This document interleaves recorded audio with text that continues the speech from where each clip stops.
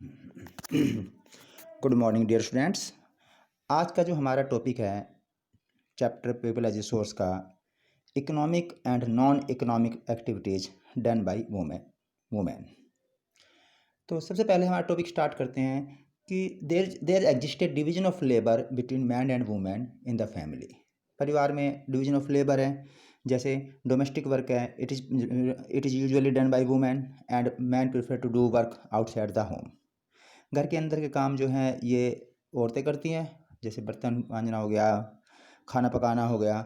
और जो पुरुष है, आदमी है, वो बाहर जैसे खेत के काम हो गए, दुकान के काम हो गए। तो इसे कहेंगे हम डिवीजन ऑफ लेबर। और ये हिस्टोरिकली और कल्चरली एक्सेप्टेबल है इंडिया में।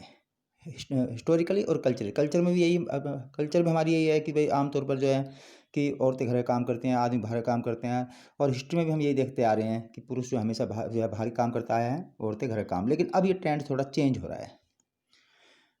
अब अगला हमारा आता है women are not paid for their service delivered in the family. जो औरतें जो घर में काम करती हैं, their work is not valued economically, यानी उन्हें जो घर में जो काम करती हैं औरतें, इसके बदले उन्हें काम के बदले पैसे नहीं मिलते।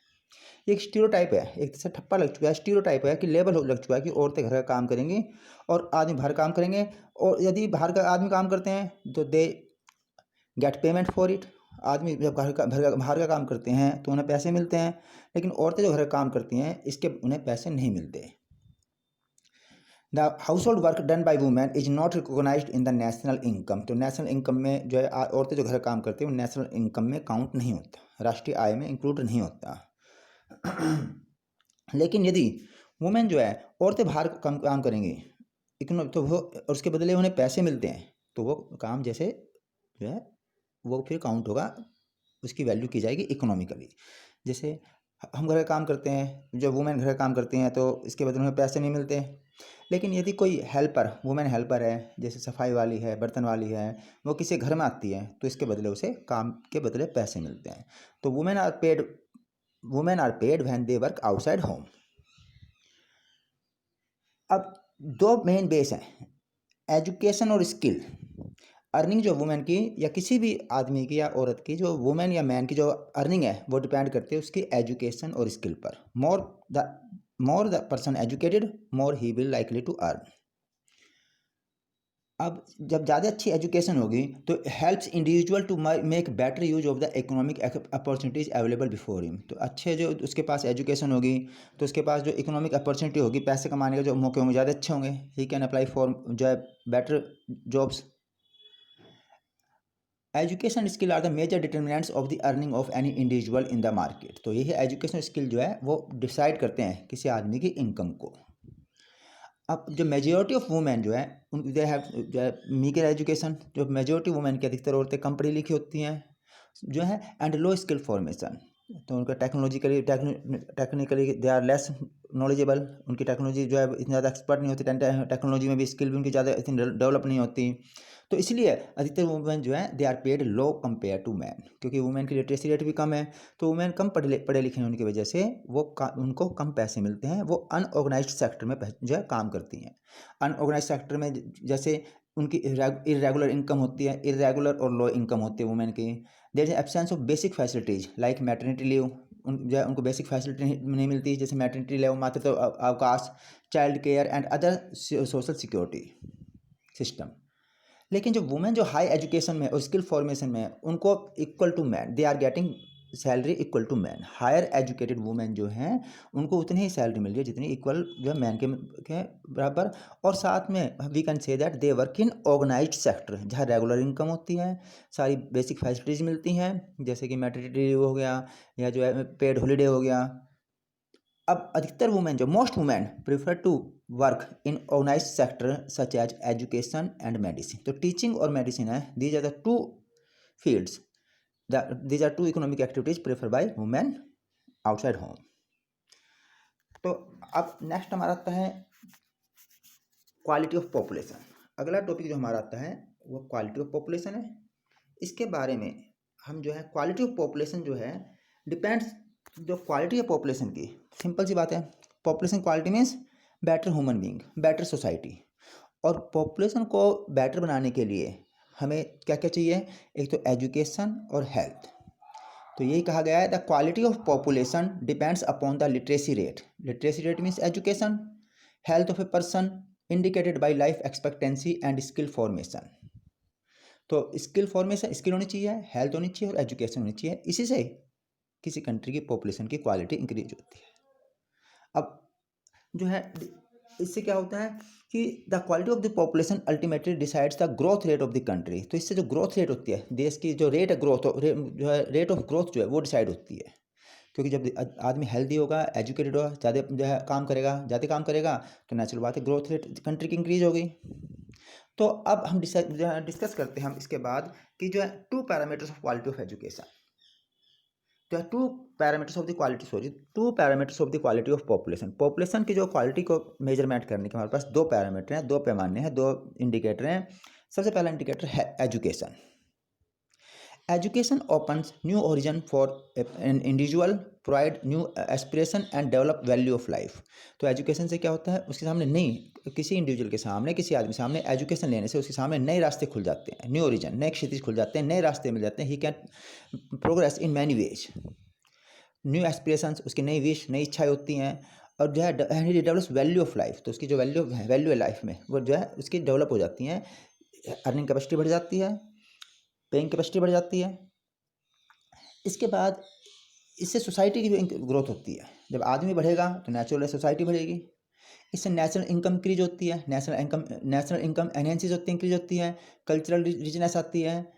अब नेक्स्ट आता है कि जो एजुकेशन है, हमारे जो गवर्नमेंट है उसका एफर्ट्स क्या है। Government is doing its maximum efforts to provide universal access, retention and quality in elementary education with a special emphasis on girls.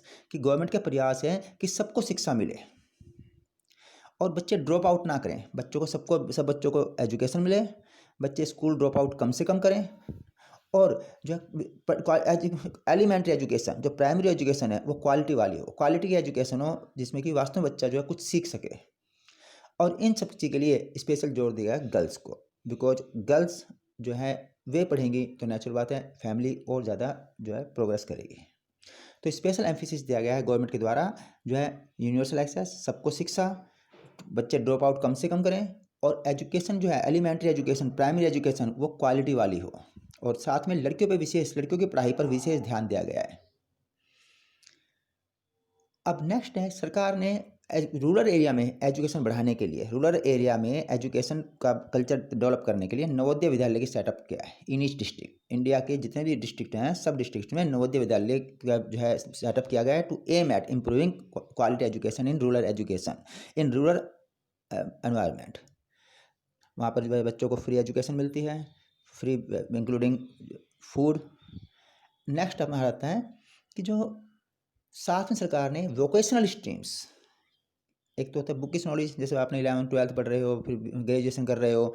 Vocational course होते हैं जैसे आपने 10th कर लिया, उसके बाद कोई बच्चा जो है कोई भी कोर्स सीख सकता है जिसमें कि वो अर्निंग कर सकता है। प्रोफेशनल कोर्स, ऑक्यूपेशनल कोर्स, जैसे कारपेंट्री हो गया, ड्राफ्टिंग हो गया, मोटर मैकेनिक हो गया, तो ये काम, इलेक्ट्रीशियन हो गया, प्लम्बरिंग हो गया, तो ये काम क्या है, वोकेशनल काम है कि अर्न वाइल लर्न, कि आदमी पढ़ भी रहा है साथ में जो है बेसिक जो है हायर एजुकेशन भी ले रहा है चाहे तो, और वो कमा भी सकता है साथ साथ। तो वोकेशनल स्ट्रीम्स जैसे ITIs, तो ताकि ITI में बच्चा जो है पढ़कर अपने जो है खुद अपने सेल्फ डिपेंडेंट बन सके। अब जो है हमारी जो प्लान है आफ्टर एजुकेशन हैज इंक्रीज, तो हमारी जो एजुकेशन में जो है एक्सपेंडिचर लगातार इंक्रीज हो रहा है। ₹151 करोड़ जो था उससे इंक्रीज होकर, फर्स्ट प्लान में था हमारा 151 करोड़, वो इंक्रीज हो गया 3,766 crore in the 11th plan. अब नेक्स्ट हमारा आता है लिटरेसी रेट भी इंक्रीज हुआ है। इंडिया का लिटरेसी रेट भी इंक्रीज हुआ है, जो 18% था 1951 में, 74% हो गया 2010-11 में। 74%, 18% से 74% इंक्रीज हुआ है। अब इसमें थोड़ा सा जो है हमें वेरिएशन लगता है, थोड़ा डिफरेंस लगता है कि male are more educated literate than women. 74% जो लिटरेसी रेट है इसमें मैन का 84% समथिंग है और वुमेन का कंपेरेटिवली लेस है, 66 या 66% है। दूसरा पॉइंट जो है, रूरल एरिया में अभी भी लिटरेसी कम है बजाय अर्बन एरिया के। फिर सरकार ने एजुकेशन को और ज़्यादा प्रोवाइड करने के लिए, एजुकेशन को ज़्यादा लोगों को तक प्रसार के लिए सर्व शिक्षा अभियान जो चलाया है। सर्व शिक्षा अभियान क्या है कि providing elementary education to all children in the age group of 6 to 14 years. 6 से लेकर जो 6 to 14 ईयर्स के जो चिल्ड्रन हैं उनको एलिमेंट्री एजुकेशन देना हर बच्चे को, यानी सब पढ़ें सब बढ़ें। ये जो सेंट्रल गवर्नमेंट ने स्टेट्स और लोकल गवर्नमेंट की सहायता से चलाया है कि क्या एम है, यूनिवर्सलाइजेशन ऑफ एलिमेंट्री एजुकेशन, यानी सब बच्चे पढ़ सकें। साथ में ब्रिज कोर्स चलाया गया है and back to school camps. Bridge course जैसे बच्चा जो है 3rd पास कर ली, 5th पास कर ली, बीच में उसने पढ़ाई छोड़ दी 4-5 साल के लिए, फिर दोबारा उसको जो है ब्रिज कोर्स जो है उसको करा के उसको आगे जिस उम्र में उस उम्र में उसको उसी क्लास के एलिजिबल बना सके, उसको एडमिशन दिया जा सके। ऐसे ही जो बच्चे जो स्कूल ड्रॉप आउट कर दिया उनको वापस लेना। फिर एक और इम्पोर्टेंट जो स्कीम है मिड डे मील स्कीम, बच्चों को न्यूट्रिशन भोजन, जो गरीब बच्चे हैं, जो बच्चे जो है उनको स्कूल में ही जो है education, quality education plus quality food provide किया जाए, वो मिड डे मील स्कूल में आता है। साथ में 10th प्लान में क्या कहता है कि हायर एजुकेशन जो उसमें एनरोलमेंट बढ़ाना, किस एज ग्रुप में, 18 to 23 ईयर्स एज ग्रुप में जो है एनरोलमेंट बढ़ाना हायर एजुकेशन में, ये 10th प्लान में अटैम्प्ट किया गया था। तो बच्चों इसके बाद जो है ये हमारा था एजुकेशन के बारे में। अगला जो है दूसरा और जो है इम्पोर्टेंट पॉइंट एक और है, role of health in human capital formation. Health का क्या कंट्रीब्यूशन है? तो सबसे पहले जो health is wealth, if a person is healthy then he can do more work, efficiency बढ़ेगी, लीव कम से कम लेगा, जो है सिकनेस नहीं होगी, काम जो एफिशिएंसी करेगा, इससे क्या होगा, देश की डेवलपमेंट होगा, फैमिली का डेवलपमेंट होगा, सोसाइटी का डेवलपमेंट होगा। तो हेल्थ जो है वो बेस होता है सोसाइटी की तरक्की का। The health of a person helps him to realize his potential, वो अपनी पूरी पोटेंशियल से काम कर सकता है, and the ability to fight illness, और बीमारी से लड़ सकता है। हेल्थ का है।